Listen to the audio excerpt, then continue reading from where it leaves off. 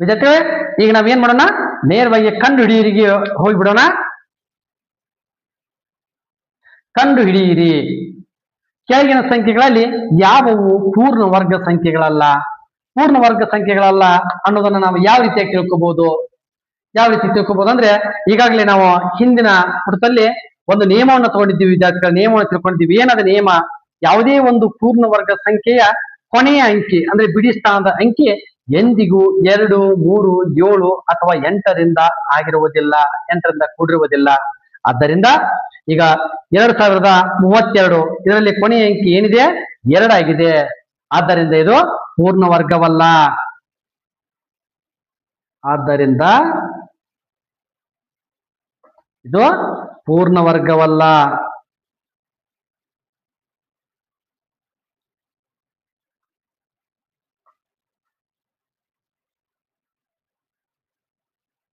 ಇದು ಪೂರ್ಣ ವರ್ಗ ಸಂಖ್ಯೆ ಅಲ್ಲ.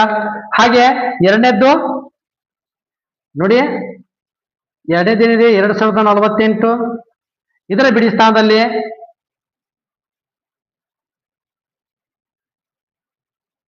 ಕೊನೆಯ ಅಂಕಿ 8 ಆಗಿದೆ. ಆದ್ದರಿಂದ ಇದು ಆಗೋದಿಲ್ಲ. ಇನ್ನು ಮೂರನೇದು ನೋಡ್ರಿ, 1027 ಇದೆ. ಇಲ್ಲಿಯೂ ಕೂಡ ಕೊನೆಯ ಅಂಕಿ 7 ಆಗಿದೆ ವಿದ್ಯಾರ್ಥಿಗಳೇ. ಇದು ಕೂಡ ಆಗೋದಿಲ್ಲ. ಇನ್ನ ನಾಲ್ಕನೇದಕ್ಕೆ ಬರೋಣ. ನಾಲ್ಕನೇದ್ದು 1089 ನೋಡಿ ವಿದ್ಯಾರ್ಥಿಗಳು, ಇಲ್ಲಿ 9 ಇದೆ. 9 ಇದೆ.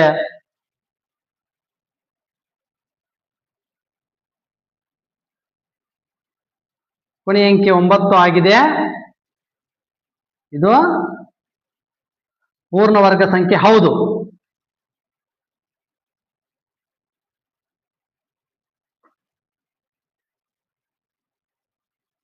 ಪೂರ್ಣ ವರ್ಗ ಸಂಖ್ಯೆ ಹೌದು. ಬೇಕಾದ್ರೆ ವಿದ್ಯಾರ್ಥಿಗಳೇ, ನಾವು ಇದನ್ನ ಏನ್ ಮಾಡಬಹುದು? ಈಗ ಭಾಗಾಕಾರ ಕ್ರಮದಿಂದ ನಾವು ಇದರ ವರ್ಗವನ್ನ ತಿಳ್ಕೋಬಹುದು. ಭಾಗಾಕಾರ ಕ್ರಮ ಅಂದ್ರೆ ಹೇಗೆ? ಈಗ ನೋಡ್ರಿ, 2 ಮಿಗೆ ಬರುದಿಲ್ಲ, 3 ಮಿಗ್ಯಾಗ ಬರುತ್ತ ನೋಡೋಣ. 3 3 9, 3 5 15, 3 ಉಳಿತಿ, 3 6 18, 3 3 9, 3 1 3 2 3 1 ಇಲ್ಲಿ 3 ಬರೋದಿಲ್ಲ. 13 ಬರ್ತತ್ತ ನೋಡೋಣ.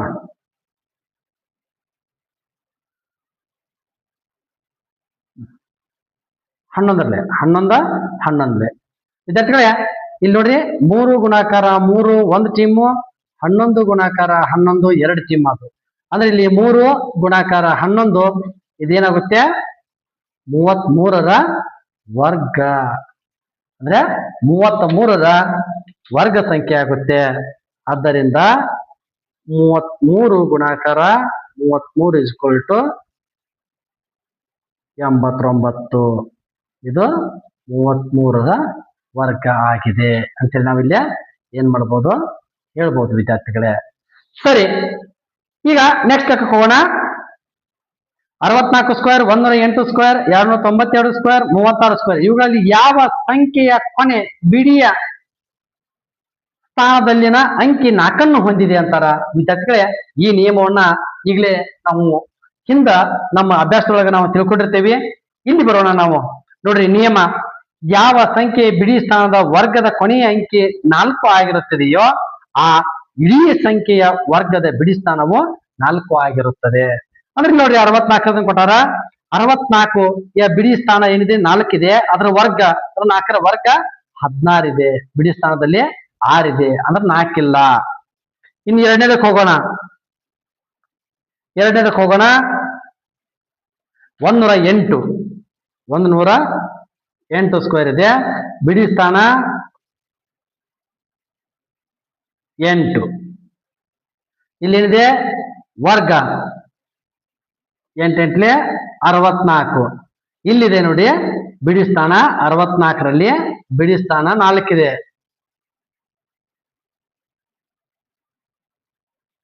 ಹಾಗಿದ್ರೆ ಇಲ್ಲಿ ಏನಾಗುತ್ತೆ, ಇದರ ಕೊನೆಯ ಅಂಕಿ, ಈ ವರ್ಗದ ಕೊನೆಯ ಅಂಕಿ ಏನಾಗಿರುತ್ತೆ, 4 ಆಗಿರುತ್ತೆ. ಇಡೀ ಸಂಖ್ಯೆಯ ಕೊನೆಯ ಅಂಕಿ, ಪೂರ್ತಿ ಇಡೀ ಸಂಖ್ಯೆಯನ್ನು ಮಾಡ್ತೇವಲ್ಲ ನಾವು, ಆ ಸಂಖ್ಯೆಯ ಕೊನೆಯ ಅಂಕಿ ಏನಾಗಿರುತ್ತೆ, ಬಿಡಿ ಸ್ಥಾನದ ಅಂಕಿ 4 ಆಗಿರುತ್ತೆ. ಇನ್ನು ಮೂರನೇದನ್ನು ನೋಡೋಣ. 292ರ ವರ್ಗ. ಇಲ್ಲಿ ಬಿಡಿ ಸ್ಥಾನ ಏನಿದೆ, 2 ಇದೆ. 2ರ ವರ್ಗ 4, ಅಂದ್ರೆ ಇದು 4 ಒಂದೇ ಇದೆ. ಇದು ಕೂಡ ಆಗುತ್ತೆ. ಇದು ಕೂಡ ಬಿಡಿ ಸ್ಥಾನದಲ್ಲಿ 4 ಹೊಂದಿದೆ ವಿದ್ಯಾರ್ಥಿಗಳೇ. ಇದು ಪೂರ್ತಿ 292 ಎಷ್ಟಾಗುತ್ತಲ್ಲ, ಅದರ ಕೊನೆ ಅಂಕಿ ಏನಾಗಿರುತ್ತೆ, 4 ಆಗಿರುತ್ತೆ ವಿದ್ಯಾರ್ಥಿಗಳೇ. ಇನ್ನ 4ನೇದ್ದು 36. 36 ಸ್ಕ್ವೇರ್. ಇಲ್ಲಿ ಬಿಡಿ ಸ್ಥಾನದಲ್ಲಿರುವಂತಹ ಅಂಕಿ ಎಷ್ಟಪ್ಪ ಅಂದ್ರೆ 6. ಇದು 6ರ ವರ್ಗ 36. ಹಾಗಿದ್ರೆ ಬಿಡಿ ಸ್ಥಾನ ಏನು, 6 ಇದೆ. ಇದು ಆಗೋದಿಲ್ಲ, ಇವೆರಡು ಆಗೋದಿಲ್ಲ. ಇವೆರಡು ಏನಾಗ್ತಾವ, ಆಗ್ತಾವ. ಅಂದ್ರೆ 2 ಮತ್ತು 3, 3ರ ಬಿಡಿ ಸ್ಥಾನಗಳಲ್ಲಿ ಏನಿದೆ, 4 ಇದೆ ವಿದ್ಯಾರ್ಥಿಗಳೇ. ಈ ನಿಯಮವನ್ನು ಕೂಡ ನಾವು ಹಿಂದೆ ನೋಡಬಹುದು, ನಿಮ್ಮ ಪುಸ್ತಕದಲ್ಲಿ ಈ ನಿಯಮವನ್ನು ಕೂಡ ಕೊಟ್ಟಿದ್ದಾರೆ. ಇನ್ನು ನೆಕ್ಸ್ಟ್ ಹೋಗೋಣ, 3ನೇ ಲೆಕ್ಕವನ್ನು ಮಾಡೋಣ. 125 ಸ್ಕ್ವೇರ್ ಇಸ್ಕ್ವಲ್ ಟು 15,625 ಕೊಟ್ಟಾಗ 126ರ ಬೆಲೆ ಎಷ್ಟು ಅಂತೇಳಿ ಕೇಳಿದಾರೆ ವಿದ್ಯಾರ್ಥಿಗಳೇ. ಈಗ ನಾವು ಇದನ್ನ ನೋಡೋಣ ವಿದ್ಯಾರ್ಥಿಗಳೇ, ಈ ನಿಯಮವನ್ನು ನೋಡೋಣ. ನೋಡ್ರಿ, 125 ಸ್ಕ್ವೇರ್ ಇಸ್ಕ್ವಲ್ ಟು 15,625 ಕೊಟ್ಟಾಗ ಇದರ ಬೆಲೆ ಎಷ್ಟು ಅಂದಾರ, ಸೂತ್ರವನ್ನ ಸೂತ್ರ ಇದೆ, ಏನಿದೆ, n+1 ಇದನ್ನ ನಾವು ಡಿವೈಡ್ ಮಾಡಿ ಸಂಕ್ಷಿಪ್ತ ಮಾಡಿದಾಗ n² + n ಪ್ಲಸ್ n+1 ಆಗುತ್ತೆ ವಿದ್ಯಾರ್ಥಿಗಳೇ. ಅಂದ್ರೆ n² + 2n+1 ಅಂತ ಆಗುತ್ತೆ. ಇದನ್ನ ನಾವು ಸಂಕ್ಷಿಪ್ತ ಮಾಡಿದಾಗ ಇಲ್ಲಿ ನೋಡ್ರಿ, ಬೇಕಾದ್ರೆ ನಿಮ್ಗ ಮಾಡಿ ತೋರಿಸ್ತಾನೆ ಸರ್. ಅದು ಹೆಂಗ ಅಂತಂದ್ರ n+1 ಅದನ್ನ ನಾವು ಡಿವೈಡ್ ಮಾಡ್ಕೊಂಡಾಗ ಒಳ್ಳೆ n+1 n² + n + n+1 ಒಂದೊಂದ್ಲೆ 1 = n² + 2n+1 ಆಗುತ್ತೆ. ಹೌದಲ್ಲ? ಈ ರೀತಿ ಈ ಸೂತ್ರ ಇದೆ ವಿದ್ಯಾರ್ಥಿಗಳೇ. ಆ ಸೂತ್ರದಲ್ಲಿ ನಾವು 125 ಮತ್ತು n+1 ಅಂದ್ರೆ 126 ಎರಡನೇ ಕ್ರಮಾನುಗತ ಸಂಖ್ಯೆಗಳು. ನೋಡಿದ್ರಿ, n² + 2n+1 ದಲ್ಲಿ ನಾವು ಸಂಖ್ಯೆಯನ್ನು ಹಾಕಿಬಿಡೋಣ. 125 ಸ್ಕ್ವೇರ್ ಈಗಾಗಲೇ ಕೊಟ್ಟಿದ್ದಾರ, ಅಂದ್ರೆ 2n 2 ಗುಣಾಕಾರ 125 + 1. ಈಗ ವಿದ್ಯಾರ್ಥಿಗಳು ಇದನ್ನ ನೀಡಿದಾರ, ಎಷ್ಟಿದೆ, 15,625 ಪ್ಲಸ್ 5 ಆಡ್ಲೆ, 125 ಆಡ್ಲೆ 250 + 1 = 15,625 + 251 ಇದ್ರೆ ಇದು ಸರಿ ಆನ್ಸರ್. ಎಷ್ಟಿದೆ ನೋಡೋಣ. ಇದು ನೋಡಿ, 15,625 + 51 ಇದು ಸರಿಯಾದ ಆನ್ಸರ್ ವಿದ್ಯಾರ್ಥಿಗಳೇ. ಈಗ ನಾವು ನೆಕ್ಸ್ಟ್ ಲೆಕ್ಕಕ್ಕೆ ಹೋಗೋಣ. 4ನೇದು ನೋಡ್ರಿ, ಚೌಕದ ವಿಸ್ತೀರ್ಣ 441 ಮೀಟರ್ ಸ್ಕ್ವೇರ್ ಆದರೆ ಅದರ ಬಾವಿನ ಉದ್ದವನ್ನು ಕಂಡುಹಿಡಿಯಿರಿ ಅಂತಾರ. ಈಗ ಅದನ್ನ ಚೌಕದ ವಿಸ್ತೀರ್ಣಕ್ಕೆ ಹೋಗ್ಬಿಡ್ಬೇಕು. ಚೌಕದ ವಿಸ್ತೀರ್ಣ = ಏನು, a². ನಾವು ಸೂತ್ರವನ್ನ ಮಾಡಿರ್ತೀವಿ ಎಲ್ಲಿ, ರೇಖಾಗಣಿತದೊಳಗ ವಿದ್ಯಾರ್ಥಿಗಳೇ. ಈಗ ನಾವು ನೇರವಾಗಿ ಹೋಗ್ಬಿಡೋಣ. ಚೌಕದ ವಿಸ್ತೀರ್ಣ x = a² ಆಗಿರಲಿ. a² = ಎಷ್ಟಿದೆ, 441 ಇದೆ. a ಅಂದ್ರೆ √441. ಈ ರೂಟನ್ನ ನಾವು ಕಂಡುಹಿಡಿದಂದ್ರ ನಮ್ಗೆ ನೇರವಾಗಿ 23ರ ಮಗ್ಗಿ ಬರೋದಿಲ್ಲ. ಅವಾಗ ನಾವ್ ಏನ್ ಮಾಡ್ಬೇಕು, 3ರ ಮಗ್ಗಿಲೆ ನಾವ್ ಇದನ್ನ ಮಾಡಬಹುದು. ನೋಡಿ ವಿದ್ಯಾರ್ಥಿಗಳೇ, ಇಲ್ಲಿ ಇದಿದೆ, ಇನ್ನೊಮ್ಮೆ ಮಾಡಿ ತೋರಿಸ್ತೇನೆ ನೋಡ್ರಿ. ನಾನು ಅಂದ್ರೆ 3 1 3 4 12 3 7 21 3 4 12 3 9 27 7 7 ನೋಡ್ರಿ, ಡಬಲ್ 3 3 7 7. ಅಂದ್ರೆ ನಾವು ವರ್ಗ ಮೂಲವನ್ನು ಕಂಡುಹಿಡಿಬೇಕಾದ್ರೆ ಇವುಗಳಲ್ಲಿ ಎರಡರಲ್ಲಿ ಒಂದು ಸಾಮಾನ್ಯವಾಗಿ ತಗೋಬೇಕು. ಅಂದ್ರೆ 3 ಮತ್ತು 7. ಇಲ್ಲ ಏನ್ ಮಾಡ್ಬೇಕಾಗುತ್ತೆ, ಸಾಮಾನ್ಯವಾಗಿ ತಗೋಬೇಕು. 3 ಮತ್ತು 7 21. ಅಂದ್ರೆ ಇದರ ಚೌಕದ ಬಾವಿನ ಅಳತೆ 21 ಮೀಟರ್ ಆಗುತ್ತೆ ವಿದ್ಯಾರ್ಥಿಗಳೇ. ಇನ್ನ 5ನೇ ಲೆಕ್ಕಕ್ಕೆ ಬನ್ನಿ. 5ನೇ ಲೆಕ್ಕ, ಯಾಕಂದ್ರೆ ವಿಡಿಯೋದಲ್ಲಿ ಹಿಡಿದಕ್ಕ ಸ್ವಲ್ಪ ಗೊಂದಲ ಆಗ್ತಿದೆ ವಿದ್ಯಾರ್ಥಿಗಳೇ. ಇಲ್ಲಿ ನೋಡಿ 5ನೇ ಲೆಕ್ಕಕ್ಕೆ ಬರೋಣ. ಈಗ ಈ ಕೆಳಗಿನ ಪ್ರತಿಯೊಂದು ಸಂಖ್ಯೆಗಳಿಂದ ಭಾಗಿಸಬಹುದಾದ ಚಿಕ್ಕ ವರ್ಗ ಸಂಖ್ಯೆಯನ್ನು ಕಂಡು ಹಿಡಿಯಿರಿ ಅಂತಾರ. 4, 9 ಮತ್ತು 10 ಕೊಟ್ಟಾರ. ನಾವು ಮೊದಲು ಏನ್ ಮಾಡ್ಬೇಕು ವಿದ್ಯಾರ್ಥಿಗಳೇ, ಮೊದಲು ನಾವು ಲಸ ಕಂಡುಹಿಡ್ಕೋಬೇಕು. ನಾವು ಮೊದಲು ಏನ್ ಮಾಡ್ಬೇಕು, 5ನೇ ಲೆಕ್ಕದಲ್ಲಿ ಲಸ ಕಂಡುಹಿಡ್ಕೋಬೇಕು ವಿದ್ಯಾರ್ಥಿಗಳೇ. ಲಸ 4, 9 ಮತ್ತು 10 ಲಸವನ್ನು ಕಂಡುಹಿಡ್ಕೋಬೇಕು. ಲಸವನ್ನು ಕಂಡುಹಿಡ್ಕೊಂಡಾಗ ನೋಡ್ರಿ 2, 2, 3, 3, 5 ಬಂತು. 2, 2, 3, 3, 5 ಬಂತು. ನೋಡ್ರಿ 2, 2 4, 3, 3 9, 5, 4 9 36, 36 5 180 ಬಂತು ಲಸ. 180. ನಮಗ 180 ಪೂರ್ಣ ವರ್ಗ ಸಂಖ್ಯೆಯನ್ನಾಗಿ ಮಾಡಲು ಜೋಡಿ ಇಲ್ಲದ, ಅಂದ್ರೆ ಒಂದಕ್ಕ ಇದಕ್ಕೆ ಎರಡಕ್ಕೂ ಜೋಡಿ ಇದಾವ. ಈ ಜೋಡಿ ಇಲ್ಲದ 5 ಐತಲ್ಲ, 5ರಿಂದ ಈ ಜೋಡಿ ಇಲ್ಲದ 5ರಿಂದ ನಾವ್ ಏನ್ ಮಾಡ್ಬೇಕಾಗುತ್ತೆ, ಗುಣಾಕಾರವನ್ನ ಮಾಡಬೇಕು. ಪೂರ್ಣವರ್ಗ ಸಂಖ್ಯೆಯನ್ನ ಮಾಡಲು ಜೋಡಿ ಇಲ್ಲದ ಅಪವರ್ತನವಾದ 5ರಿಂದ ಗುಣಿಸಿ. ನೋಡ್ರಿ 180 ಗುಣಾಕಾರ 5 = 900 ಬರುತ್ತೆ. ಬಯಸಿದ ಅತ್ಯಂತ ಚಿಕ್ಕ ವರ್ಗ ಸಂಖ್ಯೆ ಯಾವ್ದಪ್ಪ ಅಂದ್ರೆ 900. ಈ 900 ಏನಾಗುತ್ತೆ, ಇವೆಲ್ಲ ಸಂಖ್ಯೆಗಳಿಂದ ಭಾಗ ಹೋಗುತ್ತೆ. 4ರಲ್ಲಿ ನೋಡ್ರಿ, ನಾವು ಹಾಗೆ ಬೇಕಾದ್ರೆ ಮಾಡಿ ನೋಡೋಣ. 900 / 4, 900 / 9, 900 / 10. ಇದರಲ್ಲಿ ಅಂತೂ ಹೋಗುತ್ತೆ. ಇದರಲ್ಲಿ ಎಲ್ಲದರಂತೂ ಕೂಡ ಏನಾಗುತ್ತೆ, ಸಂಪೂರ್ಣವಾಗಿ ಹೋಗುತ್ತೆ ವಿದ್ಯಾರ್ಥಿಗಳೇ. ಇನ್ನ 6ನೇ ಲೆಕ್ಕಕ್ಕೆ ಬರೋಣ. 6ನೇ ಲೆಕ್ಕ ನೋಡಿ, 9408 ಪೂರ್ಣ ವರ್ಗ ಸಂಖ್ಯೆಯಾಗಿಸಲು ಅದಕ್ಕೆ ಗುಣಿಸಬೇಕಾದ ಅತ್ಯಂತ ಚಿಕ್ಕ ಸಂಖ್ಯೆಯನ್ನ ಕಂಡುಹಿಡಿಯಿರಿ. ಅಲ್ಲದೆ ಆ ಸಂಖ್ಯೆಯನ್ನು ಗುಣಿಸಿದಾಗ ಬರುವ ಸಂಖ್ಯೆಯ ವರ್ಗ ಮೂಲವನ್ನ ಕಂಡುಹಿಡಿಯಿರಿ ಅಂತಾರೆ. ವರ್ಗ ಮೂಲವನ್ನ ನೋಡೋಣ ವಿದ್ಯಾರ್ಥಿಗಳೇ. ಈಗ ಅದನ್ನ ಆ ಲೆಕ್ಕವನ್ನ ನಾವೀಗ ಕ್ಲಿಯರ್ ಆಗಿ ಮಾಡೋಣ. ನೋಡಿ ವಿದ್ಯಾರ್ಥಿಗಳೇ, ಇಲ್ಲಿ 948 ಮೊದಲು ನಾವ್ ಏನ್ ಮಾಡೋಣ, ಅವಿಭಾಜ್ಯ ಅಪವರ್ತನ. ಏನು ಅವಿಭಾಜ್ಯ ಅಪವರ್ತನ.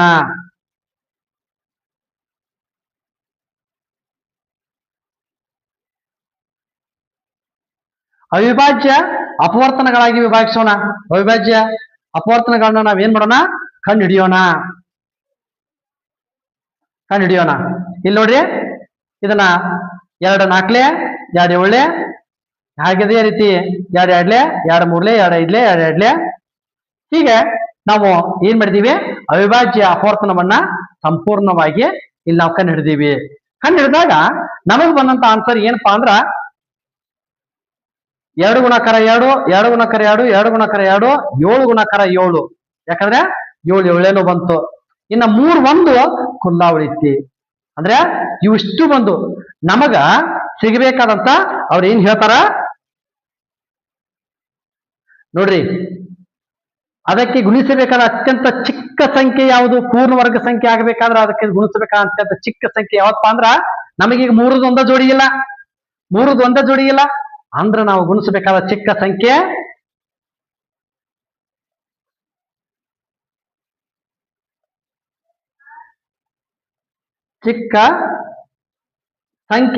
ಎಷ್ಟಪ್ಪ ಅಂದ್ರ 3.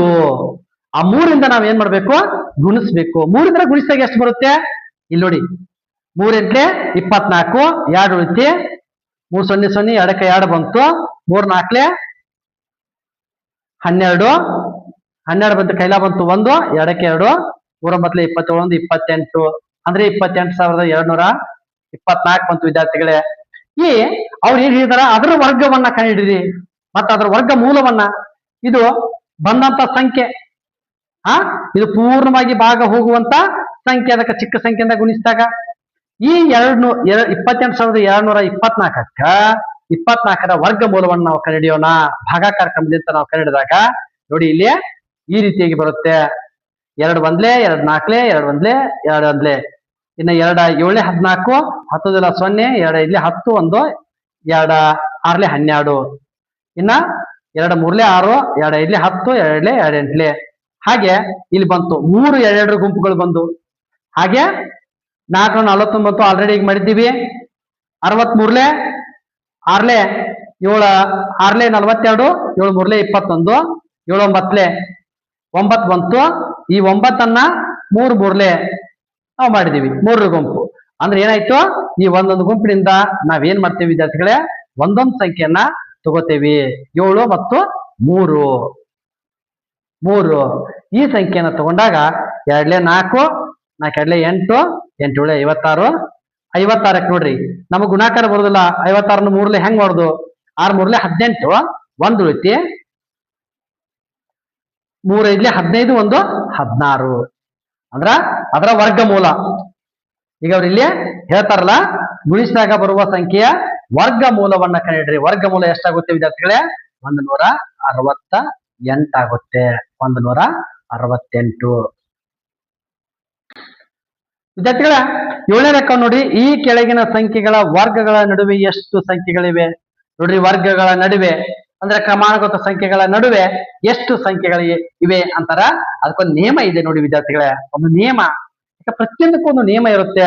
ನಿಯಮ ಏನಿದೆ, n ಮತ್ತು n+1 ಎಂಬ 2 ಕ್ರಮಾನುಗತ ಸಂಖ್ಯೆಗಳ ವರ್ಗಗಳ ನಡುವೆ 2n ಸಂಖ್ಯೆಗಳಿರ್ತವೆ. ಈ ನಿಯಮವನ್ನು ನಾವು ನೆನಪಿಟ್ಕೋಬೇಕು, ಈ ನಿಯಮವನ್ನ.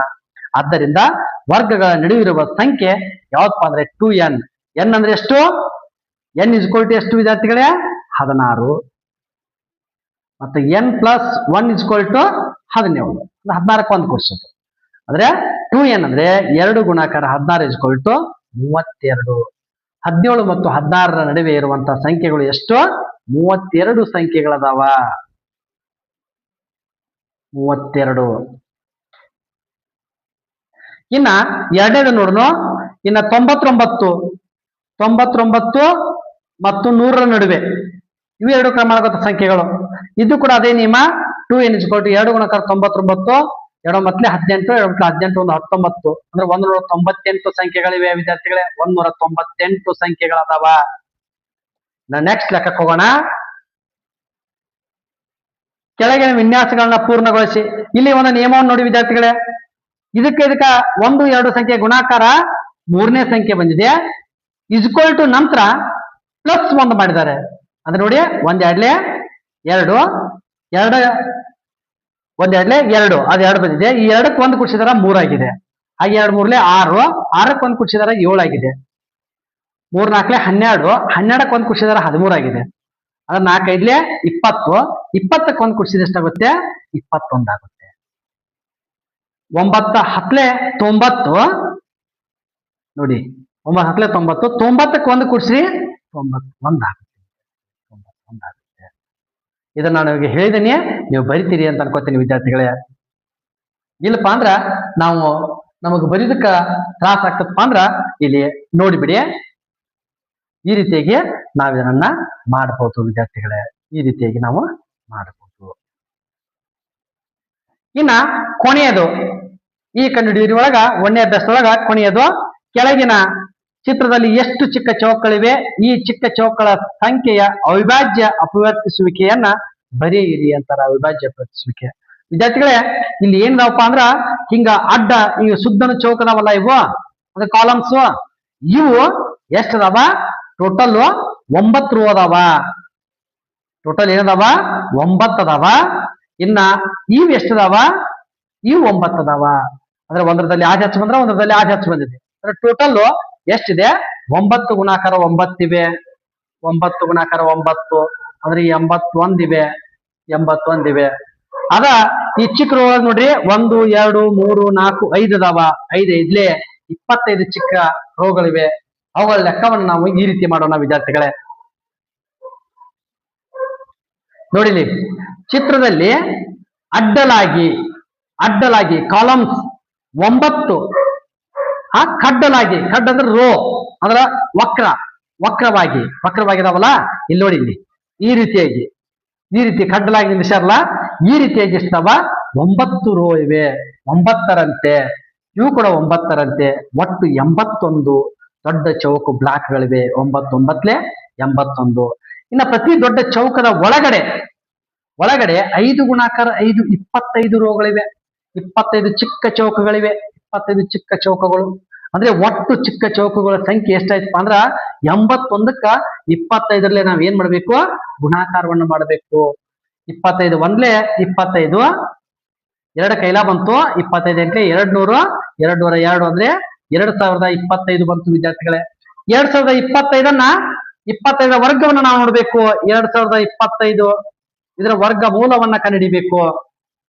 ಇದರ ವರ್ಗ ಮೂಲವನ್ನ ನಾವು ಏನ್ ಮಾಡ್ಬೇಕಂತ ಕಂಡು ಹಿಡಿಬೇಕಂತ. ಇಲ್ಲಿ ನೋಡ್ರಿ ಅವ್ರು ಹೇಳ್ತಾರ, ಅವಿಭಾಜ್ಯ ಅಪವರ್ತಿಸುವಿಕೆಯನ್ನ ಬರೆಯಿರಿ. ಅದರ ಅವಿಭಾಜ್ಯ ಅಪವರ್ತಿಸುವಿಕೆಯನ್ನ, ಈ ವರ್ಗ ಮೂಲವನ್ನ ನಾವು ಹೆಂಗ್ ಮಾಡ್ಬೇಕು? ಅವಿಭಾಜ್ಯ ಅಪವರ್ತಿಸುವಿಕೆ. ನೋಡ್ರಿ ಇಲ್ಲಿ ನಾವು ಇದನ್ನ ಲೆಕ್ಕ ಮಾಡಿಬಿಡೋಣ. ಯಾವ ರೀತಿ ಮಾಡೋಣ? 25 ಫಸ್ಟ್ 3 ಅವಿಭಾಜ್ಯ 2ರಲ್ಲಿ ಅಂತ ಹೋಗ್ತದಲ್ಲ, 3ರಲ್ಲಿ 10, 3 6ರಲ್ಲಿ 18, 3 7ರಲ್ಲಿ 21, 3 5ರಲ್ಲಿ 15, 3 2ರಲ್ಲಿ 6, 3 2ರಲ್ಲಿ 6, 3 5ರಲ್ಲಿ 15. ಇನ್ನಿದು 3 7ರಲ್ಲಿ 21, 3 5ರಲ್ಲಿ 15, 3 2ರಲ್ಲಿ 6, 3 5ರಲ್ಲಿ 15, 5 5ರಲ್ಲಿ 25, 5 1ರಲ್ಲಿ. ಅಂದ್ರೆ ವಿದ್ಯಾರ್ಥಿಗಳೇ ಇಲ್ಲಿ ನೋಡಿ, ಇದನ್ನ ಅವಿಭಾಜ್ಯ ಅಪವರ್ತನಗಳು ಅಂದಾರ. ಅವಿಭಾಜ್ಯ ಅಪವರ್ತನಗಳು 3 3 3 3 5 5 ಇವುಗಳ ಘಾತದಲ್ಲಿ ಅಂದಾರ.